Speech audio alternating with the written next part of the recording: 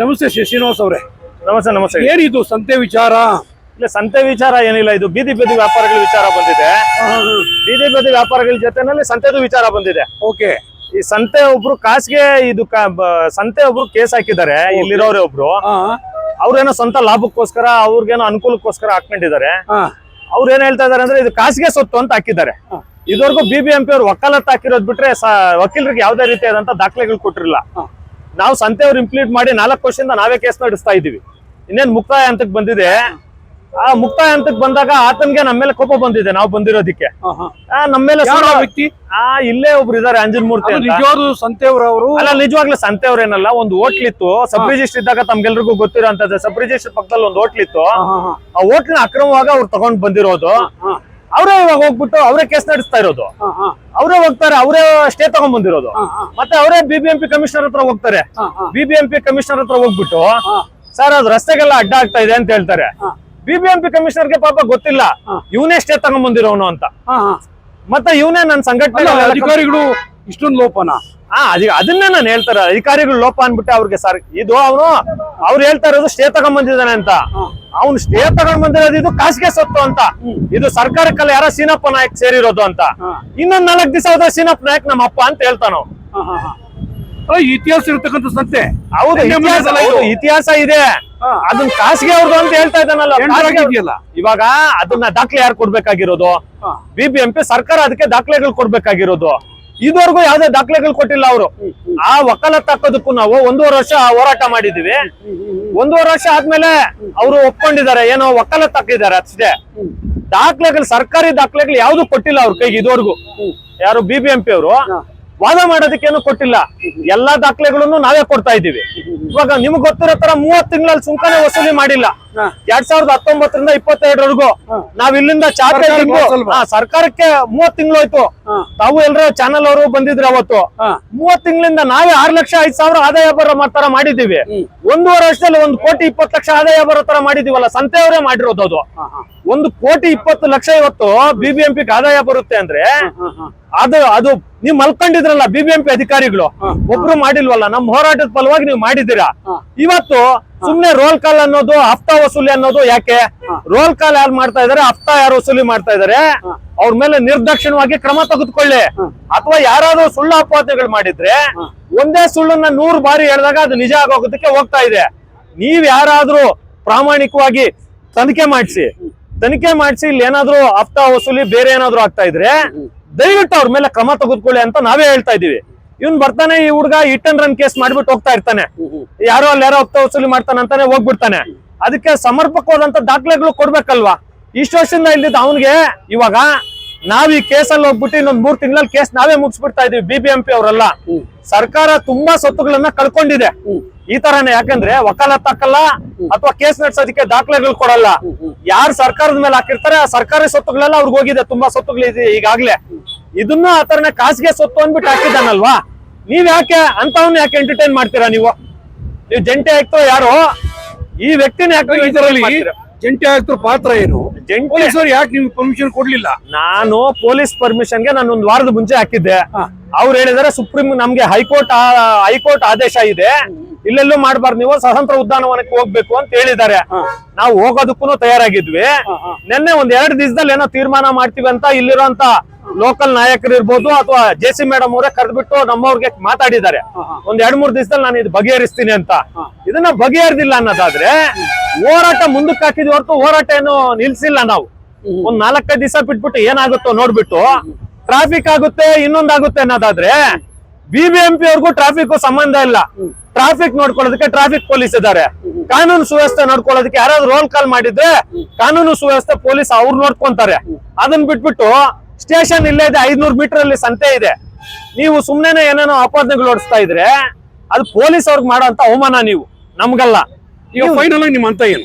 ನನ್ನ ಅಂತ ಅಲ್ಲಿ ವ್ಯಾಪಾರ ಮಾಡ್ಕೊಳ್ಳೋದಕ್ಕೆ ಮೇಡಮ್ ಅವರು ಏನು ವೆಂಡಿಂಗ್ ಝೋನ್ ಮಾಡೋದಕ್ಕೆ 1 ವರ್ಷದ ಮುಂಚೆ ನನ್ನ ಅಪ್ರೂವಲ್ ಮಾಡಿಸೋದಕ್ಕೆ ಶಿಫಾರಸ್ ಮಾಡಿದ್ದಾರೆ. ಅದನ್ನ ಅಪ್ರೂವಲ್ ಮಾಡಿಸ್ಬಿಟ್ಟು ಬೀದಿ ಬದಿ ವ್ಯಾಪಾರಸ್ಥರಿಗೆ ಎಲ್ಲರಿಗೂ ಹಿಂದೆ ಹಾಕೊಳ್ಳೋದಕ್ಕೆ ನಾನೆಲ್ಲೂ ರಸ್ತೆನಲ್ಲಿ ಬಂದ್ಬಿಟ್ಟು ಫುಟ್ಪಾತ್ ಅಡ್ಡ ಮಾಡ್ಕೊಳ್ರಿ ಅಂದ್ಬಿಟ್ಟು ನಾನೆಲ್ಲೂ ಹೇಳ್ತಾ ಇಲ್ಲ.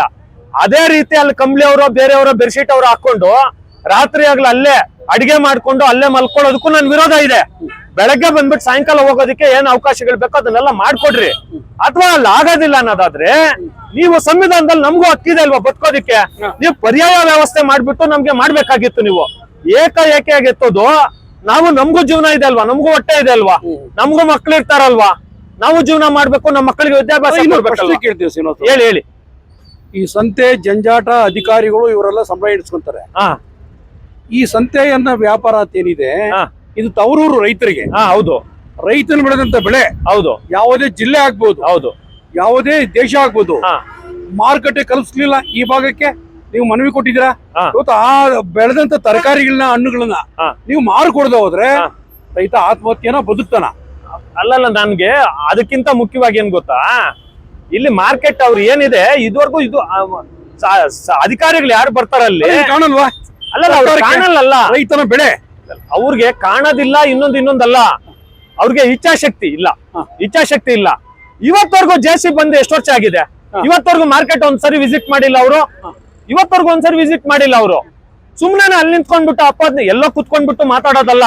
ಇಲ್ಲಿ ಬಂದ್ಬಿಟ್ಟು ನಾವು ಕೆಳಗಡೆ ಬಂದ್ಬಿಟ್ಟು ಇವತ್ತು ನಾವು ಬೆಡ್ಶೀಟ್ ಅವ್ರ ಬಗ್ಗೆ ಮಾತಾಡ್ತೀವಿ. ಬೆಡ್ಶೀಟ್ ಅವ್ರು ಮಾಡಿರೋ ತಪ್ಪೆ ನಾನು ಇಲ್ಲ ಅಂತ ಹೇಳಲ್ಲ. ಅದೇ ಅವ್ರ ಮಕ್ಕಳು ಇವತ್ತು ಕನ್ನಡ ಶಾಲೆಗೆ ಹೋಗ್ತಾ ಇದಾರೆ, ಇಲ್ಲೇ ಬಂದ್ಬಿಟ್ಟು ಇಲ್ಲೇ ಜೀವನ ಮಾಡ್ತಾ ಇದಾರೆ, ಇಲ್ಲೇ ಮಕ್ಕಳು ಮರಿ ಎಲ್ಲ ಇದಾರಲ್ವಾ. ಈ ಕನ್ನಡ ಶಾಲೆಗೆ ನಾನೇ 2-3 ಸೇರ್ಸಿದ್ದೀನಿ ಅಲ್ಲಿ. ಅವರು ಜೀವನ ಮಾಡ್ಬೇಕಲ್ವಾ. ನಾನು ಅವ್ರು ಮಾಡಿರೋದ್ ಸರಿ ಅಂತಲ್ಲ, ತಪ್ಪೇ ಇರ್ಬೋದು. ಅವರು ಬೊಂಬೆ ಅವರು ಜೀವನ ಮಾಡ್ಬೇಕಲ್ಲ, ಅವ್ರಿಗೂ ಅವಕಾಶ ಮಾಡ್ತಾರೆ. ಸಂತೆ ವಿಚಾರಕ್ಕೆ ಅಧಿಕಾರಿಗಳು ಬರ್ತಾನೆ ಇಲ್ವಲ್ಲ. ಸಂತೆ ವಿಚಾರಕ್ಕೆ ಇದುವರೆಗೂ ಬಂದಿಲ್ಲ. ಯಾಕೆ ಬರ್ತಾ ಇಲ್ಲ ಅನ್ಬಿಟ್ಟು ಗೊತ್ತಿಲ್ಲ. 30 ತಿಂಗಳು ವಸೂಲಿ ಮಾಡಿಲ್ಲ, ಸುಂಕ ವಸೂಲಿ ಮಾಡಿಲ್ಲ ಅಂದ್ರೂ ನಾವೇ ಹೋರಾಟ ಮಾಡ್ಬೇಕು. ನೋಡಿ, ಇವತ್ತು ಕೆರೆ ಅವರು 1.5 ಎಕರೆ ಕೆರೆ ಜಾಗನ ಬಿಟ್ಬಿಟ್ಟಿದ್ದಾರೆ ಇಲ್ಲಿ ಹಿಂದೆ. ಗಂಗಶೆಟ್ಟಿ ಕೆರೆನ ನಿಮ್ಗೆ ತೋರಿಸ್ತೀನಿ ಬನ್ನಿ. ಇವತ್ತು ಮತ್ತೆ ಅದನ್ನ ಸರ್ಕಾರಕ್ಕೆ ತಗೊಳ್ಳೋದಕ್ಕೆ ಪ್ರೈವೇಟ್ ಅವ್ರು ಯಾರಾದ್ರೂ ಹೊಡ್ಕೊಂಡ್ಲಿ ಅನ್ಬಿಟ್ಟ ನೀವು ಬಿಟ್ಟಿರೋದು ಇರ್ಬೋದು. ಈ ಸಂತೆ ಕೆಳಗಡೆ ನೀವು ಆಪ್ಕಾಮ್ಸ್ ಇದೆ ಅಲ್ವಾ, 4 ಕುಂಟೆ ಅದು ಸರ್ಕಾರಿ ಜಾಗ. ಅದು ಇವ್ರು ಏನ್ ಮಾಡ್ತಾ ಇರ್ತಾರೆ, ಎಲ್ಲ ಇಲ್ಲಿ ಸರ್ಕಾರಿ ಜಾಗಗಳು ನಾವೇ ಹೋರಾಟ ಮಾಡ್ಬೇಕು, ಏನಾದ್ರೂ ನಾವೇ ಹೋರಾಟ ಮಾಡ್ಬೇಕು. ಶಾಲೆಗೆ ಖಾತಾ ಮಾಡ್ಕೊಟ್ಬಿಟ್ಟಿದ್ರು, ಸಿಂಗನ್ಪಾಲ್ದ ಹತ್ರ ಇದಲ್ವಾ ಶಾಲೆ, ಸರ್ಕಾರಿ ಶಾಲೆಗೆ ಖಾತೆ ಮಾಡ್ಕೊಟ್ಟಿದ್ರು. 40 ವರ್ಷದ ಅಂತ ಶಾಲೆಗೆ ಖಾತಾ ಮಾಡ್ಕೊಟ್ಬಿಟ್ಟಿದ್ದಾರೆ. ಅದನ್ನು ಹೋರಾಟ ಮಾಡಿ ಒಂದ್ ದಿವಸದಲ್ಲಿ ಕ್ಯಾನ್ಸಲ್ ಮಾಡ್ಸಿದೀವಿ. ನಾವು ಇಲ್ಲಿ ಸಾರ್ವಜನಿಕ ಕಾರ್ಯಕ್ರಮಗಳು ನಾವು ನಮ್ ಕೈನಲ್ಲಿ ಏನಾಗುತ್ತೆ ಸಮಾಜಕ್ಕೆ ಅದನ್ನ ಮಾಡ್ತಾ ಇದೀವಲ್ಲ, ನಮ್ಮ ಮೇಲೆ ಅಪಾದನೆಗಳು ಬರೋ ಸಹಜ. ದಯವಿಟ್ಟು ಪೊಲೀಸ್ ಇಲಾಖೆಯವರು ದಯವಿಟ್ಟು ಇದನ್ನ ತನಿಖೆ ಮಾಡಿಸಿ, ನಿಜವಾಗ್ಲೂ ಯಾರಾದ್ರೂ ರೋಲ್ ಕಾಲ್ ಹಫ್ತಾ ವಸೂಲಿ ಮಾಡ್ತಾ ಇದ್ರೆ ಒದ್ದು ಒಳಗಾಗ್ಬೇಕಂತ ಅವ್ರಿಗೆ. ಅಥವಾ ಸುಳ್ಳು ಹೇಳಿರೋಂತ ಸರ್ ಅಂತಿಮ ಕರೆ ನಿಮ್ಗೆ ಪರ್ಮಿಷನ್ ಕೊಡ್ಲಿಲ್ಲ, ನನ್ಗೆ ಪರ್ಮಿಷನ್ ಕೊಡ್ಲಿಲ್ಲ. ಆಮೇಲೆ ನನ್ನ ಹೋರಾಟಕ್ಕೆ ಅವಕಾಶ ಮಾಡ್ಕೊಡ್ಲಿಲ್ಲ ಅವರು.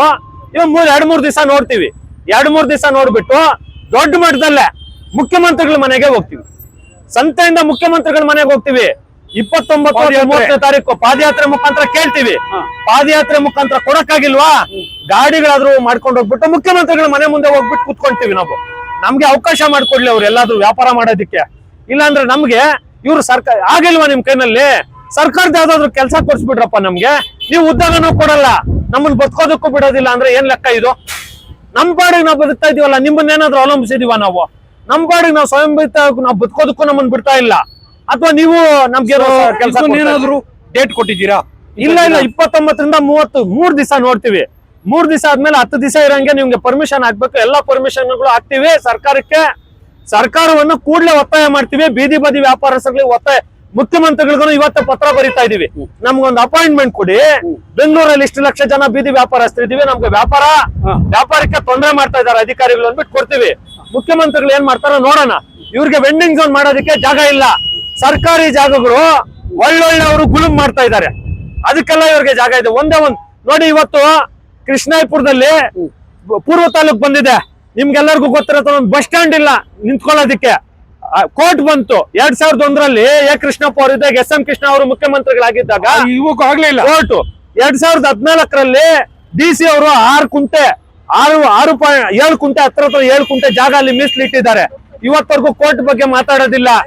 ಈ ಗ್ರಾಮಸ್ಥರು ಬೇರೆಯವರೇ ಆಗ್ಲಿ, ದಯವಿಟ್ಟು ಊರ್ಗೆ ಏನ್ ಬೇಕೋ ಅದನ್ನಾದ್ರೂ ಕೇಳ್ರಿ ದಯವಿಟ್ಟು. ರಾಜಕಾರಣಿಗಳು, ಇಲ್ಲಿನ ರಾಜಕಾರಣಿಗಳು ಯಾಕೆ ಹಿಂಗಾಗ್ತಾರೆ? ಅಲ್ಲ, ರಾಜಕಾರಣಿಗಳು ನಾವ್ಯಾಕೆ ಸುಳ್ಳು ಹೇಳ್ಬೇಕು? ಜನ ನಾವು ಸರಿ ಇಲ್ವಲ್ಲ, ನಾವು ಸರಿ ಇಲ್ದಿದ್ದಕ್ಕೆ ಅವರು ಸರಿ ಇಲ್ಲ.